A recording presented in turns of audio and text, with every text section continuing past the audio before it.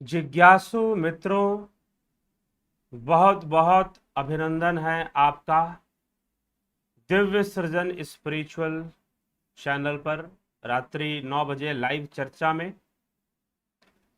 तो आज इस कार्यक्रम का प्रारंभ हम कर रहे हैं और आज का जो विषय है, ना ही किसी का जन्म होता है और ना ही मरण। कुछ ऐसी विचारधारा मांडुक्य कारिका में किस प्रकार से रखी जा रही है, उस पर हम विचार करेंगे। तो अब तक हमने मांडुक्य कारिका के आगम प्रकरण, अद्वैत प्रकरण, वैतथ्य प्रकरण और अद्वैत प्रकरण पर उसके श्लोकों को देखा है, उसके सूत्रों को देखा है, तर्कों को सुना है। अब आगे कई तर्क हैं जो दिए जा रहे हैं, तो उन पर हम विचार कर लेते हैं। लंबे तर्क हैं, कई श्लोकों में हैं, लेकिन तोड़ तोड़कर हम एक एक विषय उस पर हम रखेंगे और फिर उसको समझने का प्रयास करेंगे उन तर्कों के माध्यम से। तो मांडुक्य कारिका में योगी गौड़पाद जो विषय लेकर आए हैं वह क्या है, और यह अब अगला प्रकरण जिसका नाम है अलात शांति प्रकरण। अलात शांति प्रकरण का प्रारंभ हो रहा है, जिसका प्रथम श्लोक से कोई बात कही जा रही है। एक बात ध्यान रखिएगा कि अद्वैत प्रकरण का उद्देश्य अद्वैत ही था। अद्वैत ब्रह्म तत्व को समझाना था, ब्रह्म का स्थिति क्या है वह समझाना था। अब अलात शांति प्रकरण उस अद्वैत की सिद्धि की चर्चा करता है, लेकिन सिद्धि को समझने के लिए जो तर्क हैं उन तर्कों को ही प्रस्तुत करता है। अर्थात यहां पर तर्क ज्यादा मजबूत, ज्यादा जोर देकर अपनी बातों को कहा जाएगा, तो और ज्यादा तर्कपूर्ण ढंग से बातें यहां पर रखी जाएंगी पहले से भी अधिक। पहले की बातों में परिचयात्मकता थी, अर्थात एक परिचय दिया जा रहा था, आत्मा क्या है, ब्रह्म क्या है, और उनसे संबंधित कई तर्क दिए जा रहे थे, जन्म मरण से भी संबंधित। तो अब जो है उन्हीं तर्कों का विकास करते हुए, उन्हीं बातों का विकास करते हुए, उन्हीं विषयों का विकास करते हुए योगी गौड़पाद, जो कि आदि गुरु शंकराचार्य के गुरु गोविंद पाद के भी गुरु हैं, तो योगी गौड़पाद जो बातें समझाना चाहते हैं उस पर हम चिंतन करते हैं, मनन करते हैं, समझने का प्रयास करते हैं कि कैसे किसी का जन्म नहीं होता, कैसे किसी का मरण नहीं होता। इस बात तक पहुंचा गया, इस बात की पुष्टि की गई, और फिर कार्य कारण सिद्धांत की भी अवहेलना, मतलब कि खंडन किया गया कि ना कोई कार्य हो रहा है, ना कोई कारण नहीं है, तो भला कार्य क्यों होगा। ऐसी भी बात रखी गई, तो किस आधार पर रखी गई वह भी हम चर्चा करेंगे। आखिर कहने का तात्पर्य क्या है और किस ओर दृष्टिकोण है, क्या दिखाना चाहते हैं, क्या समझाना चाहते हैं, किस ओर ले जाना चाहते हैं, वो हम देखते हैं। तो आइए, तो यह जो प्रकरण है अलात शांति प्रकरण का जो प्रथम श्लोक है वो क्या कहता है, आइए उस पर विचार करें। ज्ञानेनाकाश कल्पेन धर्मान्यो गगनोपमान ज्ञेया भिन्नेन संबुद्धस्थम वंदे द्युपदाम वरम। जिसने ज्ञेय से अभिन्न आकाश सदृश ज्ञान से आकाश सदृश धर्मों को जाना है, उस पुरुषोत्तम को नमस्कार करता हूं। अब यहां पर इस श्लोक के अर्थ को समझने की जरूरत है। तो क्या कहा गया, ज्ञानेन काश कल्पेन धर्मान्यो गगनोपमान, अर्थात पीछे के श्लोकों में एक उदाहरण लिया गया था आकाश का। ब्रह्म और जीव को समझाने के लिए, आत्मा और जीव को समझाने के लिए क्या उदाहरण लिया गया था, आकाश और आकाश के घट का उदाहरण लिया गया था। अगर आप पिछले व्याख्यानों को 3 व्याख्यान पीछे जाइए तो ये चर्चा आती है, लगभग 3-4 दिन पहले इस पर चर्चा की गई है। तो वहां पर आकाश और आकाश के घट, आकाश के घट कहने का मतलब यह है आकाश के डिफरेंट भाग। वैसे आकाश का कोई विभाग नहीं है, आकाश तो एक ही है। यहां दिल्ली में बैठे हो तो वही आकाश है, कलकत्ता में वही आकाश है, बंबई में वही आकाश है, लंदन में वही आकाश है, अमेरिका में वही आकाश है। कहीं भी जाओगे तो आकाश तो वही है, ठीक है, परंतु फिर भी अलग अलग स्थानों पर आकाश का रंग अलग अलग दिखाई दे सकता है। अलग अलग स्थानों पर कई कारणों से आकाश अलग अलग दिखाई दे सकता है। कहीं आकाश में आपको बादल दिख गए, कहीं ज्यादा धूल मिट्टी दिख गई, कहीं नीला आकाश दिख गया, कहीं सूर्य के प्रकाश से भरा हुआ आकाश, कहीं चंद्रमा से, तो कहीं कुछ, तो कहीं अलग अलग रूप में आकाश आपको दिख सकता है, अलग अलग रंगों में भी दिख सकता है, यद्यपि आकाश एक ही है। अब आप पश्चिमी देशों में, उत्तरी देशों में अगर आप चले जाएं, स्वीडन, नॉर्वे, इंग्लैंड, तो अगर आप उत्तरी देशों में, जो उत्तरी गोलार्ध के नॉर्थ पोल के ज्यादा समीप है, वहां चले जाएं, तो वहां बताते हैं कि 6 महीना दिन और 6 महीना रात जैसी स्थिति बनी रहती है। तो वहां के आकाश का दृश्य बदल जाएगा। दक्षिणी ऑस्ट्रेलिया आदि आप देशों में चले जाएंगे तो वहां पर भी थोड़ी सी अंतर आ जाएगी। इसी प्रकार से आकाश का दृश्य आपको अलग अलग दिखाई देता है। तो यहां कहा गया, जिसने ज्ञेय से अभिन्न आकाश सदृश ज्ञान से आकाश सदृश धर्मों को जाना है। ज्ञेय से, ज्ञेय का मतलब क्या है? ज्ञेय का मतलब है जिसको जानना चाहिए, जो जानने योग्य है और जिसको जानना चाहिए। ज्ञेय, ज्ञाता, ज्ञान। ज्ञाता जो जानने वाला है, ज्ञेय जो जानने की वस्तु है, जो लक्ष्य है, और ज्ञान मतलब जानने की प्रक्रिया या जान लिया गया, जो अनुभव प्राप्त किया गया, वो ज्ञान है। तो यहां पर ज्ञेय कौन है? यहां पर ज्ञेय है आत्मा।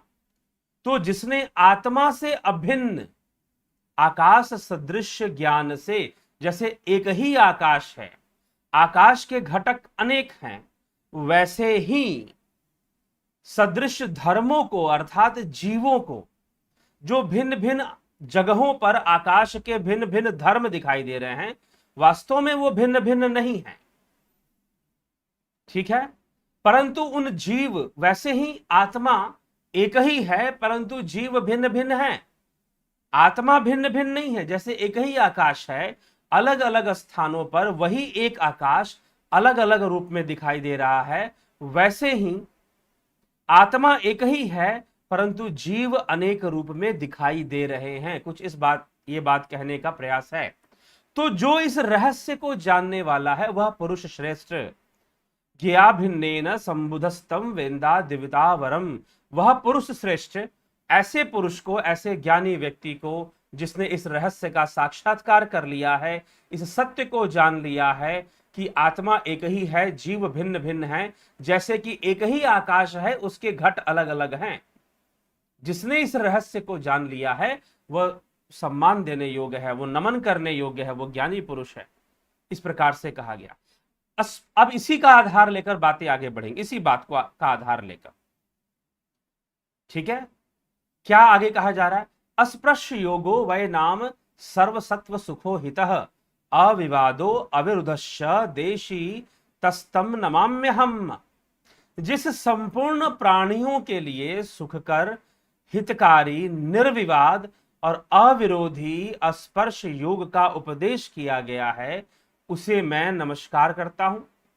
नमाम्यहम् अविवादो अविरुद्धश्च देशी तस्तम नमाम्यहम्। जिस संपूर्ण प्राणियों के लिए सुखकर, हितकारी, निर्विवाद, जिसमें कोई विवाद नहीं है, अविरोधी, अस्पर्श योग, जिसका विरोध स्पर्श नहीं कर सकता, जिसका इंद्रियां भी स्पर्श नहीं करती हैं, जिस योग का किसी से कभी स्पर्श यानी संबंध नहीं है, उसे स्पर्श योग कहते हैं। स्पर्श योग किया, जिस योग का किसी से कोई स्पर्श नहीं होता, वह ब्रह्म स्वभाव है, ब्रह्म का स्पर्श नहीं होता, ब्रह्म स्पर्शातीत है, स्पर्श से परे है, क्योंकि इंद्रियां उसका स्पर्श नहीं कर सकती।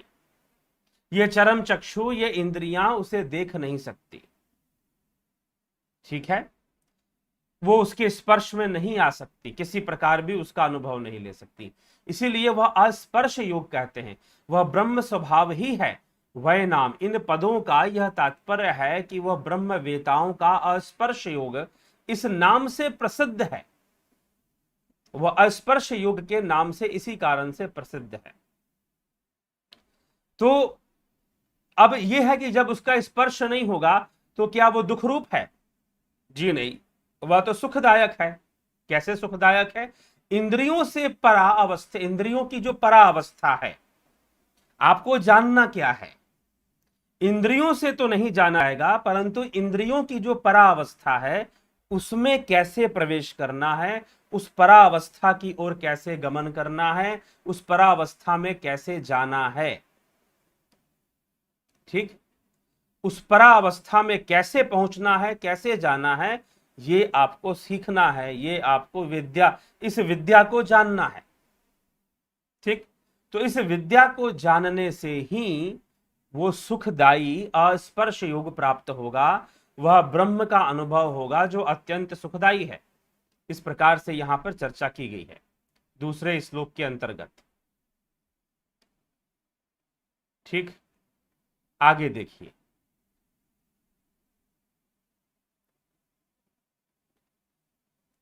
उनमें से कोई कोई वादी तो सद पदार्थ की उत्पत्ति मानते हैं। अब अगले श्लोक में क्या कहा जाएगा वो भी हम देख लें। इस विषय में अगला श्लोक क्या समझाता है, क्या कहता है। थोड़ा थोड़ा नेटवर्क प्रॉब्लम आ रहा है, बने रहें, जुड़े रहें, कोई विशेष समस्या नहीं आने वाली है जहां तक लगता है। ठीक, हाँ जी, थोड़ा व्यवधान आ रहा होगा, ज्यादा देर नहीं होगा, आप उसके लिए चिंतित ना हो, बने रहें। ठीक, तो चलिए तीसरे श्लोक पर चलते हैं कि तीसरा श्लोक इस विषय में क्या चर्चा कर रहा है। तो तीसरे श्लोक के अंदर कहा जा रहा है, भूतस्य जाति मिछन्ति वादिनः केचिदेव हि अभूतस्या परे धीरा विवदन्तः परस्परम। उनमें से कोई वादी तो सत पदार्थ की उत्पत्ति मानते हैं और कोई दूसरे बुद्धिशाली परस्पर विवाद करते हुए असत पदार्थ की उत्पत्ति का स्वीकार करते हैं। अब कुछ वादी, अब वादी यहां पर अन्य विचारधाराओं के लिए कुछ कुछ ऐसे सत्य वचन रखने वाले, रहस्यों को, सत रहस्यों को रखने वाले कुछ विषय हैं, कुछ वाद हैं, जैसे कि सांख्य है, सांख्य की विचारधारा। तो सत्य पदार्थों की उत्पत्ति को माना जाता है, ऐसा यहां पर कहा जा रहा है। तो असत पदार्थ को नहीं मानते, लेकिन कुछ वादी ऐसे भी हैं, जैसे कि वैशेषिक आदि के लिए यहां पर संकेत करते हुए कहा गया है कि वो असत पदार्थों की उत्पत्ति भी मानते, सत असत पदार्थों की उत्पत्ति भी वो लोग स्वीकार कर लेते हैं। तो ऐसे माना गया, लेकिन अद्वैत में ना तो सत और ना ही असत, दोनों ही की उत्पत्ति को स्वीकार नहीं किया जा रहा। किस प्रकार से, अगले श्लोक से इसकी व्याख्या मिलेगी। क्या कहा जा रहा है, भूतम न जायते किंचित भूतम नैव जायते विवदन्तो अद्वया ह्वेवम जातिम ख्यापन्ति ते। भूतम न जायते किंचित भूतम नैव जायते विवदन्तो अद्वया ह्वेवम जातिम ख्यापन्ति ते। कोई स्वद वस्तु उत्पन्न नहीं होती और ना ही कोई असद वस्तु उत्पन्न होती है। कहा जा रहा है कि कोई सद वस्तु उत्पन्न नहीं होती और ना ही कोई असद वस्तु ही उत्पन्न होती है। ठीक, तो कोई सद वस्तु उत्पन्न नहीं होती, कोई असद वस्तु उत्पन्न नहीं होती, इस प्रकार से यहां पर समझाया जा रहा है। और इस परस्पर विवाद करने वाले ये अद्वैतवादी अजातवाद ही प्रकाशित करते हैं। अजातवाद, अजातवाद मतलब जात मतलब पैदा होना, जाति मतलब जहां जो पैदा हुआ है। ठीक है, तो जो वो है अपने जन्म से, तो यही दिखता है। तो जन्म अजात और जात, तो अद्वैत किसमें विश्वास करता है, अजातवाद में, जातवाद में विश्वास नहीं करता। इसीलिए ये कह रहे हैं कि भाई हमारे लिए तो अजातवाद है, ना तो सद वस्तुओं का जन्म हम मानते हैं और ना ही असद वस्तुओं का जन्म हम मानते हैं, और ना जिसका जन्म है तो उसका मरण होना भी संभव नहीं है। तो कुछ इस प्रकार से तथ्यों को प्रस्तुत किया जा रहा है, तथ्यों को रखा जा रहा है। ठीक,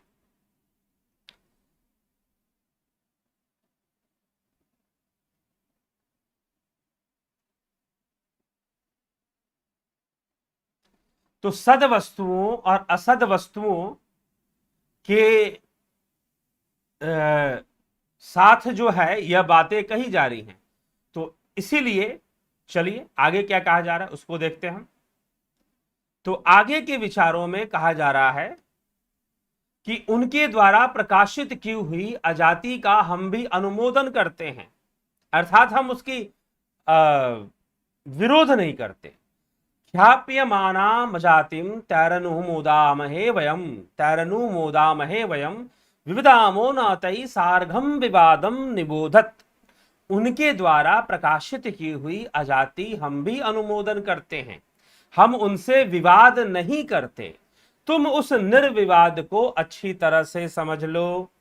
परमार्थ दर्शन, वो कहते कि भाई ठीक है, कोई विचारधारा सत वस्तुओं की जन्म मान रही है, उनकी उत्पत्ति मान रही है, और कोई विचारधारा सद और असद वस्तुओं जैसे कि जड़ वस्तुओं की भी उत्पत्ति को माना गया है। सांख्य में चेतन की ही उत्पत्ति को स्वीकार किया गया है और चेतना के प्रवेश से ही सब कुछ घटित हो रहा है, सारा विकास हो रहा है, ऐसा माना गया है। तो लेकिन दूसरे जो विचारधारा जैसे वैशेषिक आदि की विचारधारा, तो जड़ वस्तुओं की उत्पत्ति को माना गया है परमाणु के माध्यम से।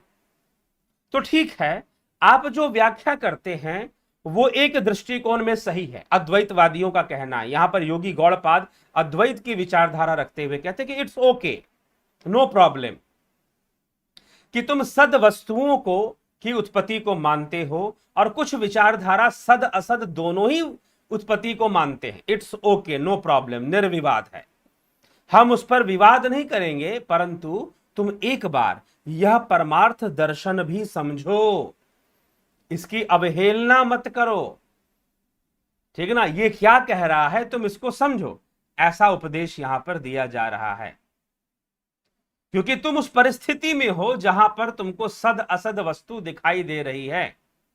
ठीक, तो अब आइए आगे श्लोक में कहते हैं, अजातस्यैव धर्मस्य जाति मिच्छन्ति वादिनः, अजातो हयमृतो धर्मो मर्त्यताम कथम मिष्यति।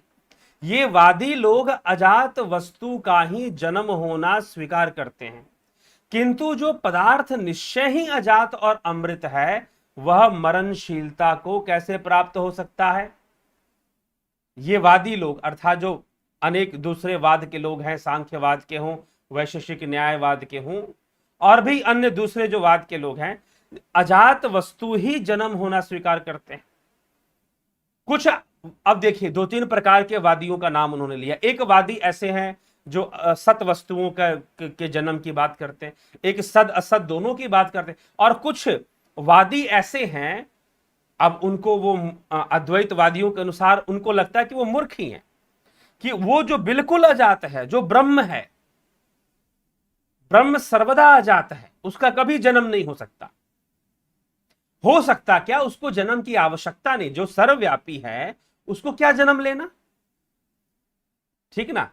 तो ये वादी लोग अजात वस्तु का ही जन्म स्वीकार करते हैं, किंतु जो पदार्थ निश्चय ही अजात है और अमृत है, ये कहा जा रहा है जो निश्चय ही अजात और अमृत है वह मरणशीलता को कैसे प्राप्त होगा, क्योंकि जो जन्म लेगा उसी का मरण निश्चित भी होगा।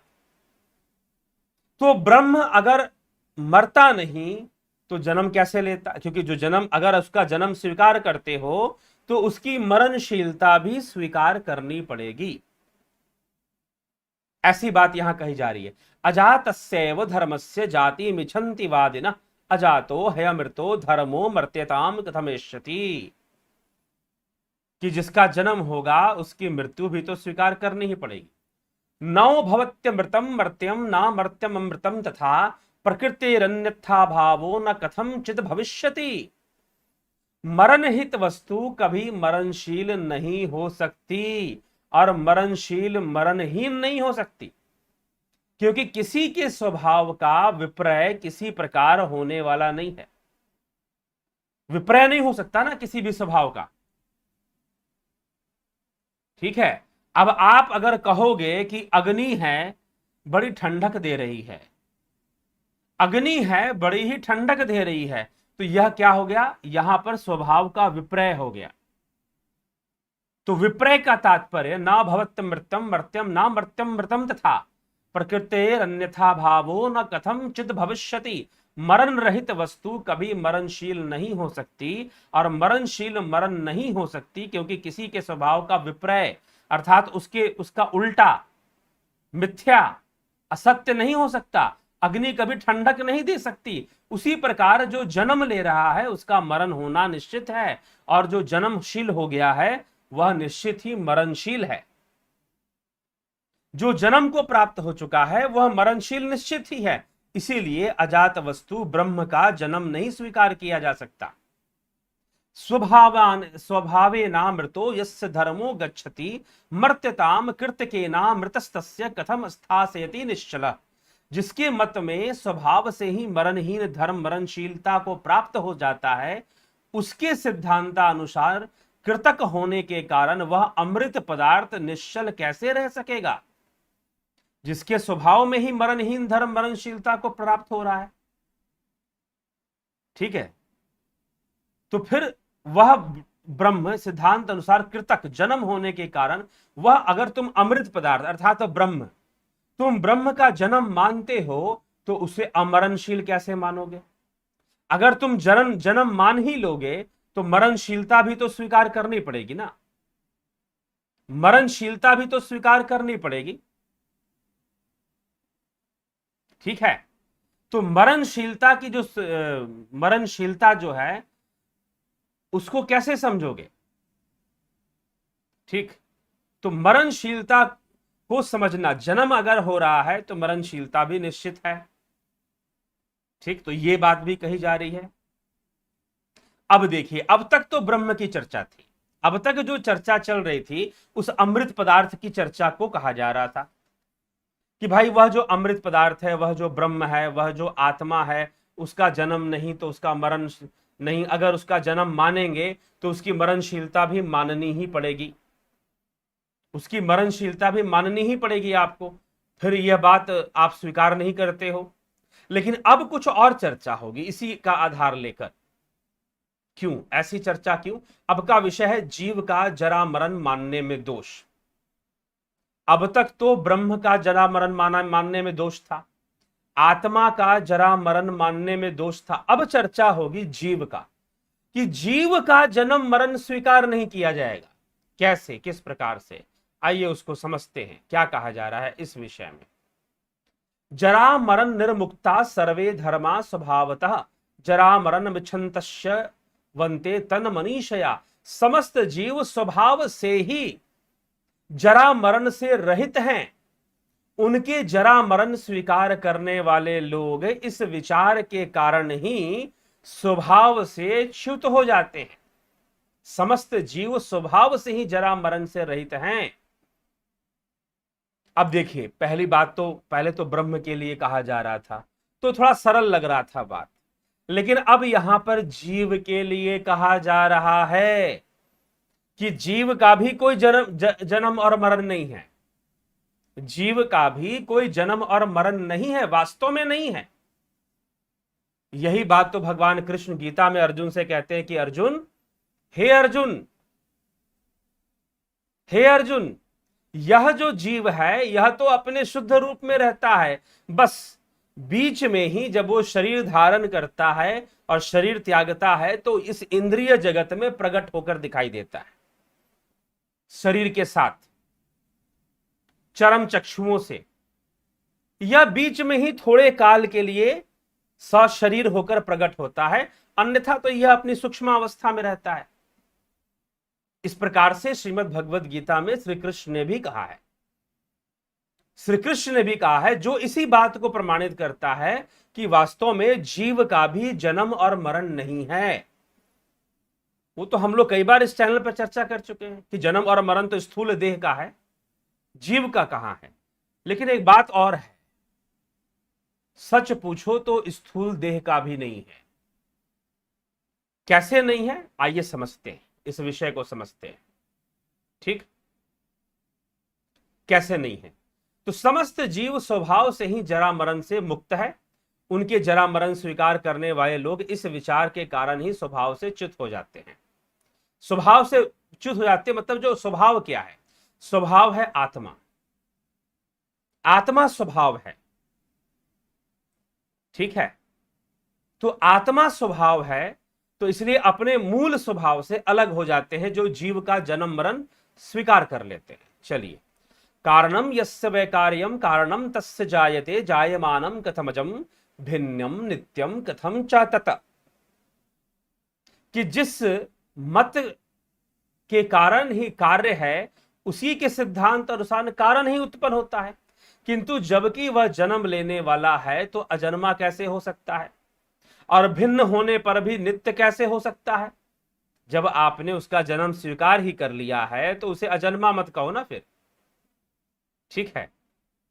तो इसीलिए कार्य कारण सिद्धांत भी नहीं बनता है अगर जन्म मृत्यु नहीं बनता है। तो अब इस विषय को समझिए कि वास्तव में सीधी सी बात है, सिनेमा देखने जाते हो सिनेमा हॉल में, नहीं तो आजकल तो लॉकडाउन है, लगभग साल भर से ऊपर होने वाले हैं, सिनेमा हॉल सारे बंद चल रहे हैं, सिनेमा हॉल नहीं खुल पाए शायद, तो फिर घर में टीवी पर देख लेते होगे फिल्में, देखते हो कि नहीं देखते हो। तो लोग क्या करते हैं कि सिनेमा हॉल में जाते हैं और सिनेमा हॉल में जाकर फिल्म देखना शुरू करते हैं, और फिल्म देखते देखते फिल्म के बन जाते हैं, फिल्म वाले ही हो जाते हैं, हीरो के साथ रोना शुरू कर देते हैं, हीरोइन के साथ रोना शुरू कर देते हैं, हीरो के साथ नाचना शुरू कर देते हैं, हीरोइन के साथ गाना शुरू कर देते हैं। उनके खुश होने से फिल्म के अंदर जो माहौल है खुशनुमा हो गया तो खुश हो जाते हैं, फिल्म के अंदर जो माहौल है वो अगर उदासीन हो गया तो उदास हो जाते हैं, फिल्म के अंदर अगर माहौल है हॉरर वाला तो डर भी जाते हैं। जी, ये सब घटनाएं हमारे साथ हो जाती हैं, ये सब चीजें हमारे साथ शुरू हो जाती हैं, हो जाती है कि नहीं हो जाती। तो ये चीजें, यह जो विषय है यह क्या है, तो वास्तव में फिल्म खत्म हो गया, दी एंड हो गया, दी एंड हो गया। और जब दी एंड हो गया तो अब आप बोलो, क्या वास्तव में फिल्म के अंदर कोई मरा था क्या, वास्तव में फिल्म के अंदर कोई रो रहा था क्या, आपसे पूछा जाए तो आप कहो कि नहीं जी। क्या वास्तव में किसी बच्चे का जन्म हुआ था क्या वहां पर, नहीं जी। लेकिन फिर भी जब आप देख रहे थे तो फिल्म की खुशियों के साथ खुश हो रहे थे, फिल्म में दुख का माहौल हो तो दुखी भी हो रहे थे, कुछ लोग तो सही में रोने लग जाते हैं, कुछ फिल्मों को देखकर लोग सही में रोना धोना शुरू कर देते, ठीक है। लेकिन है तो फिल्म ही, है तो वो फिल्म ही। हाँ चलो, कोई ऐतिहासिक कहानी पर फिल्म बन रही हो तो एक अलग बात होती है, लेकिन 99% फिल्में तो फिक्शन होती हैं, बनावटी कहानियां ही गढ़ी जाती हैं। अब आप देख रहे हो और उसके इमोशन से अपना इमोशन जोड़ रहे हो, दुखी हो रहे हो, सुखी हो रहे हो, डर रहे हो, क्रोध में भी आ रहे हो, विलन का डायलॉग सुनते ही आपको गुस्सा आ जाता है, मारो इसको पकड़कर, है हो जाता है कि नहीं हो जाता। लेकिन क्या वहां पर कोई घटना घटी क्या, कोई घटना नहीं घटी, सब कुछ एक माया के अंतर्गत हो रहा था। इसलिए जन्म मृत्यु शोक दुख जो कुछ भी हो रहा है वह इंद्रियों की माया मात्र ही है, इंद्रियों की माया मात्र ही है, इंद्रियों की माया में ही सब कुछ हो रहा है। इसीलिए अर्जुन से कहा जा रहा है, अर्जुन तो शोक मत कर, युद्ध कर, ठीक है। तो जो घटनाएं घट रही हैं वो सब इंद्रियों की माया में ही घट रही हैं, ये समझना चाहिए, ठीक है। इस विषय को समझना चाहिए, इसके सत्य को समझना चाहिए। तो इसका तात्पर्य एक और निकलता है, तो क्या फिर सुख दुख नहीं मानना चाहिए, क्या फिर नहीं मानना चाहिए, उस शाश्वत सुख को मानना चाहिए जो कि पराविद्या में है, इंद्रियों के परे जाने की विद्या में है, ध्यान योग की विद्या में है, समाधि की विद्या में है, जिसके माध्यम से आप परावस्था में जाकर निश्चय ही स्वयं का कल्याण कर सकते हो, ठीक है। तो यह बात यहां पर विशेष रूप से समझाने का प्रयास किया जा रहा है। क्यों जीवों का भी जन्म स्वीकार नहीं किया जा रहा, मरण स्वीकार नहीं किया जा रहा? क्योंकि नहीं होता।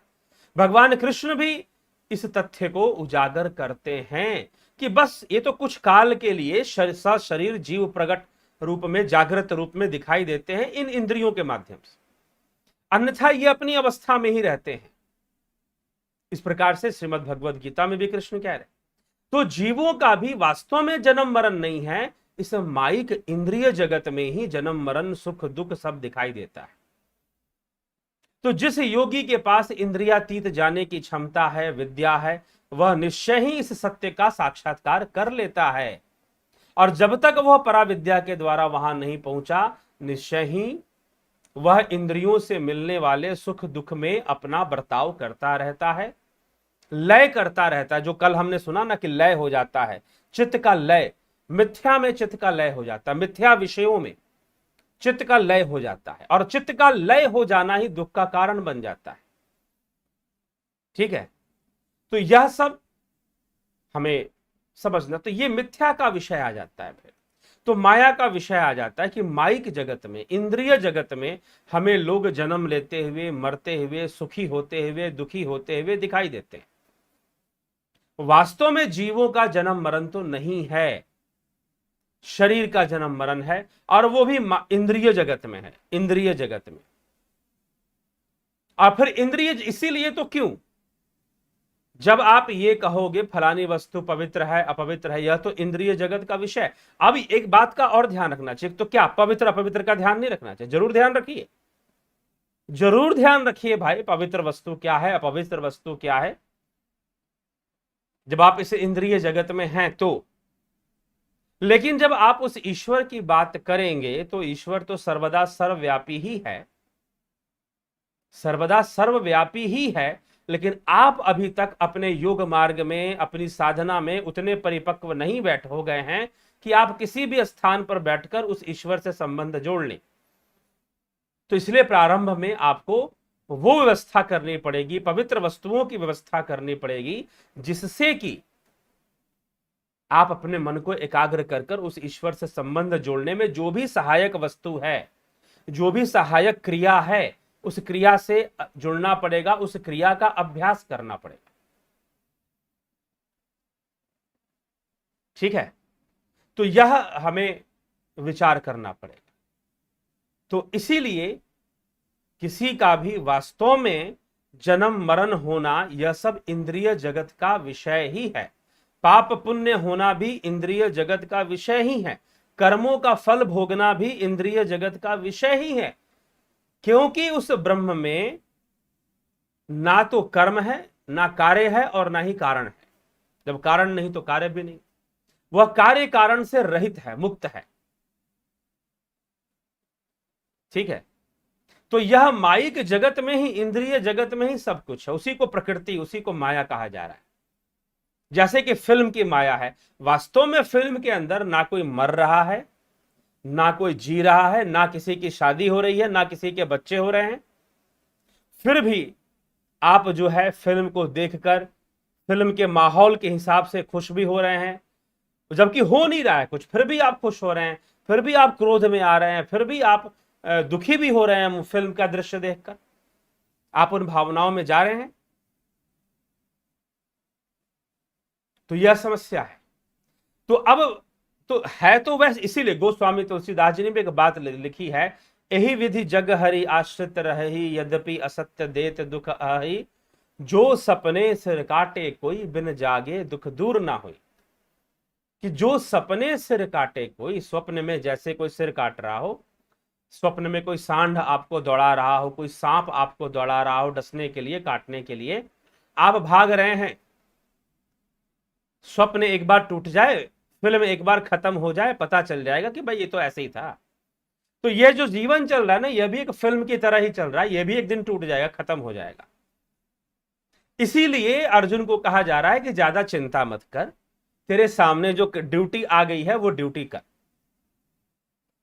कर्तव्य कर। तेरे सामने जो कर्म आ गया है वो कर्म कर बेटा, ज्यादा तू टेंशन मत ले, ज्यादा बहुत बड़ा महात्मा और पुण्य आत्मा बनने के चक्कर में वास्तव में जो तुझे कर देना चाहिए अगर तू वो भी नहीं करेगा, क्या करे? लोगों को महात्मा कहलवाने का जो एक वासना होती है, उस वासना में वो समाज का बहुत नुकसान करते हैं। अर्जुन भी कुछ ऐसा ही महात्मा बन जाना चाहता है, उसकी समस्या ये है। ठीक, तो इसलिए व्यर्थ के मायावी मान सम्मान और मायावी बहुत तरह की चीजों में ना उलझकर जो कर्तव्य है, जो सही चीज है, उसको बोलो, उसको कहो, चाहे वो तुम्हारे धर्म के लिए हो, राष्ट्र के लिए हो, देश के लिए हो, कहना चाहिए, समाज के लिए हो, कहना चाहिए। ठीक है, तो यह सब हमें विचार कर कर चलना चाहिए। और यह तो वास्तव में सब माया के कारण है। जीवों का जन्म लेता हुआ दिखाई देना, मृत्यु होता हुआ दिखाई देना, परिजनों का मृत्यु होना, ये इस कोरोना काल में ना जाने कितने परिवारों में ऐसी घटनाएं घट गई। ठीक है, घट गई, जीवन फिर चल पड़ेगा, चलेगा ही, चल ही रहा है। ठीक है, फिर नए सदस्य आ जाएंगे परिवार के अंदर, बालकों के रूप में, बच्चों के रूप में, अन्य रूप में भी। तो ये सब है, चलता रहेगा, यह सब माइक ही है। इसीलिए मुख्य बात क्या है? मुख्य बात यह है कि अद्वैत दर्शन ये चाहता है कि आप इंद्रियों से परे वाली जो अवस्था है, उस अवस्था में जाने के लिए प्रयासरत हो जाएं। तभी जाकर ये सारा ज्ञान होने वाला है कि आत्मा एक है, जीव अनेक है। उसी प्रकार से जैसे आकाश तो एक ही है, परंतु आकाश के घट अलग अलग हैं। आकाश तो एक ही है, परंतु आकाश के घट अलग अलग हैं। वैसे ही आत्मा एक है और जीव अलग अलग हैं। परवश होने के कारण जीव हैं। तो यह बात हमें, इसका ज्ञान हमें हो जाए, प्रबोध हमें हो जाए, फिर एक निष्कामता आती है, संसार के प्रति एक आस आ जाती है। कोई आस नहीं रहती संसार से, फिर भी अपना कर्तव्य पालना चलता रहता, अपना कर्म फिर भी चलता रहता है। शरीर है तो कर्म करना है, निर्वाह करना है। ठीक है, तो यह बातें आ जाती हैं फिर। इसीलिए जिज्ञासुओं, विचार करते हुए हम चिंतन करें कि क्यों कहा गया कि ना किसी का जन्म होता है और ना ही मरण। एक खास तरह का दृष्टिकोण है। कौन सा? जैसे कि हम फिल्म देखते हैं, मूवीज हम देखते हैं, तो ना ही उस फिल्म में कोई मर रहा होता है, ना ही कोई जी रहा होता है। ठीक, तो कुछ ऐसी ही चीजें हैं। तो वही बात यहां पर भी समझाने का कोशिश की जा रही है कि जीव जगत की भी वास्तव में संसार के अंदर जो सुख दुख हैं, उनकी भी हालत वैसे ही है जैसे स्वप्न में चीजें दिखाई देती है। तो किसी का जन्म मरण वास्तव में नहीं है। जन्म मरण होना भी इंद्रिय अनुभूति है, इंद्रिय बंधन है और मायावी अनुभूति है। माया के बंधन में होने के कारण ही जन्म मृत्यु, सुख दुख, लाभ हानि, जय पराजय सब कुछ दिखाई दे रहा है। एक बार अपने आप को ध्यान योग से इससे परे तो ले जाओ, परे तो ले जाओ, और परे ले जाना बहुत जरूरी है। तभी तो दुखों से उबरोगे, तभी तो शाश्वत सुख की प्राप्ति करोगे। शाश्वत सुख की प्राप्ति भी तभी होगी। तो यही उपदेश देते हुए यहां पर हम विराम देते हैं। आगे कार्य कारण सिद्धांत और अन्य विषयों पर श्लोक है, तो आगे बढ़ती हुई चर्चा में वो सब आ जाएंगे। मांडुक्य कारिका की आपके कमेंट्स पढ़ ले। नवजोत योगी जी, मनु भाई प्रजापत जी, ओम तत्सत। अशोक गोयल जी, राजू पाल जी, हरिओम तत्सत। जगदीश लाल जी, चैतरंजन बरुआ, अभिनंदन है आप सभी का। विक्रम सिंह जी, स्मिता सावंत जी, प्रताप जाला जी, सबका अभिनंदन। वैजनाथ कुशवाहा जी, किरण शर्मा जी, रूपलाल विश्वकर्मा, राम निवास मीना जी, कमलेश उपाध्याय, वर्षा सचदेव, बलदाऊनाथ योगी जी, बहुत बहुत अभिनंदन। ज्योति दत्ता जी, एसपी सैनी, हरिओम तत्सत। मैंने तुरीय अवस्था वाली वीडियो देखी आज, मेरी बहुत सारी सवालों का जवाब मिल गया। धन्य है आप, वास्तव में समाज, देश और मानव उत्थान का काम कर रहे हैं। जी हाँ, हम भी सोचते हैं कुछ कर ले, इसीलिए कुछ कर रहे हैं। आप भी जरूर करिए साथ में। महाराज जी राम राम। हैरी धिंसा जी, माधुरी कोले जी अभिनंदन। राजेश बर्फानी जी अभिनंदन।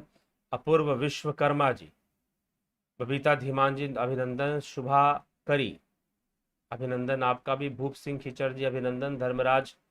धर्मराज मेघवाल जी, योगेंद्र पंडित जी अभिनंदन। स्मिता सावंत जी, व्यवधान आ रहा है। जी हाँ, थोड़ा सा व्यवधान बीच में आने लगा था, अभी तो ठीक ही है। खैर ठीक। गुरु जी प्लीज पंचीकरण सिद्धांत के ऊपर व्याख्या कीजिए। कर चुके हैं बीच बीच में, तभी आगे श्रृंखला में लगा हुआ। ये मांडुक्य का ही विषय आ जाता है पंचीकरण का, ठीक है।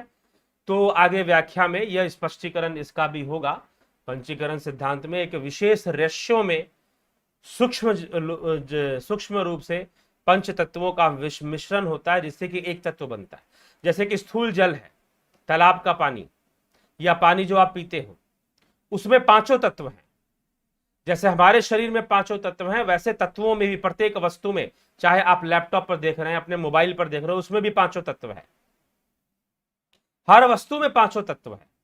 तो जल में भी पांचों तत्व है, प्रज्वलित होने वाली अग्नि में भी पांचों तत्व है।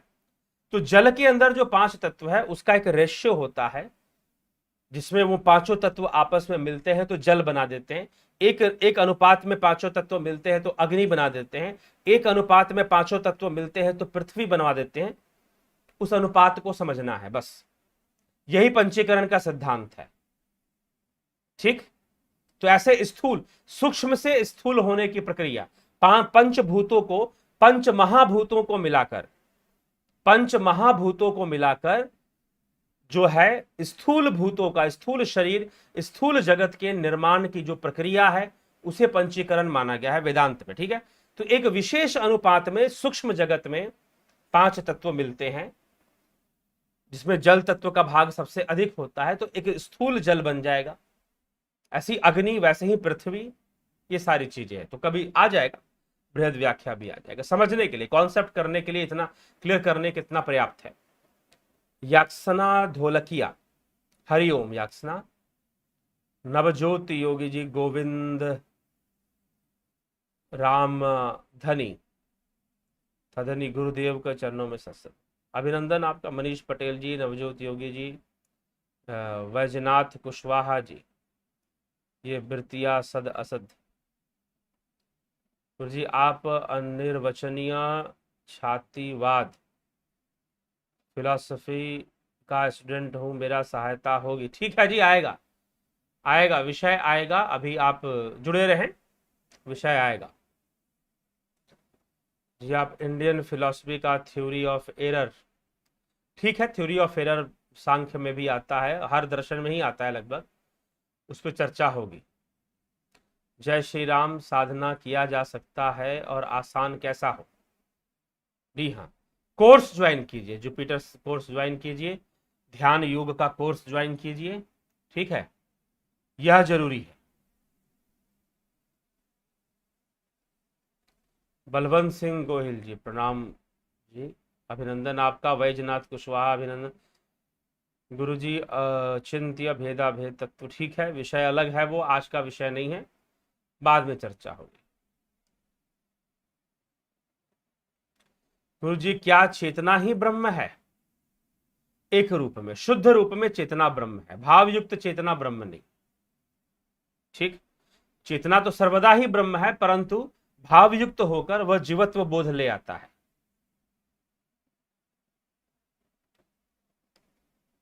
समदर्शी होने के लिए क्या कर और कौन सी साधना करें? ध्यान योग करिए, ध्यान योग, ध्यान योग करिए, ध्यान योग का अभ्यास शुरू कीजिए। ध्यान योग की जो क्लासेस, कोर्सेस चलती हैं इस चैनल के माध्यम से, सन मेंबरशिप, जुपिटर मेंबरशिप ज्वाइन कीजिए, पूरा पूरा लाभ उठाइए।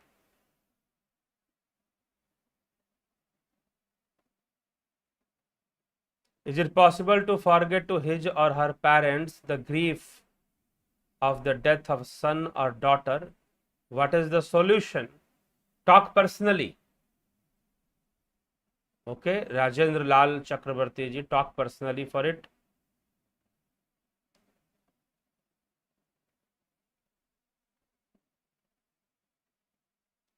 ठीक। पुश्तैनी पंडित जी, आपका ज्ञान ब्रह्म ज्ञान से कम नहीं है। मुझे बहुत ही संतुष्टि होती है मुझे ज्ञान सुनकर। ठीक है जी, जरूर संतुष्ट हों, स्वयं संतुष्ट हों, दूसरों को भी प्रेरणा दें। प्राण अपान सेम करने की विधि, प्राणायाम करिए। ठीक है, तो प्राणायाम को समझना है, कोर्स ज्वाइन कीजिए और योग सूत्र का जो व्याख्यान है उसको सुनिए, तो प्राणायाम समझ में आएगा। ठीक है, तो चलिए इसी के साथ विचारों को यहाँ विराम देंगे। आप सबका बहुत बहुत अभिनंदन है इस चैनल में। जरूर आपको यह विचार और श्रेष्ठ लगते हैं, इसको शेयर भी करें, जरूर लोगों तक पहुंचाएं, यही आपसे हम आशा रखेंगे। और सब्सक्राइब भी करें। तो ठीक है मित्रों, विराम लेंगे, अपने स्वास्थ्य का ध्यान रखें। कल सोच रहे हैं कि कुछ स्वास्थ्य विषय पर भी चर्चा लाया जाए, कुछ और भी विषय हैं जिस पर चर्चा करनी चाहिए। कुछ लोगों ने कहा, कुछ लोगों को मैंने कुछ टेक्निक बताई स्वास्थ्य का ध्यान रखने के लिए, तो उन्होंने कहा कि आप बोलते बोलते कई बार ऐसी चीजें बोल जाते हैं फोन पे बात करते करते कि वह लोगों को भी पता होना चाहिए। ठीक है, तो मैंने कहा कि ठीक है, इस विषय को लाया जाएगा, तो कल के व्याख्यान में संभवतः कुछ स्वास्थ्य संबंधी चर्चा भी ले आएंगे। ठीक, तो बहुत बहुत आभार आप सभी का। जुड़े रहें, बने रहें और लाभ उठाते रहें।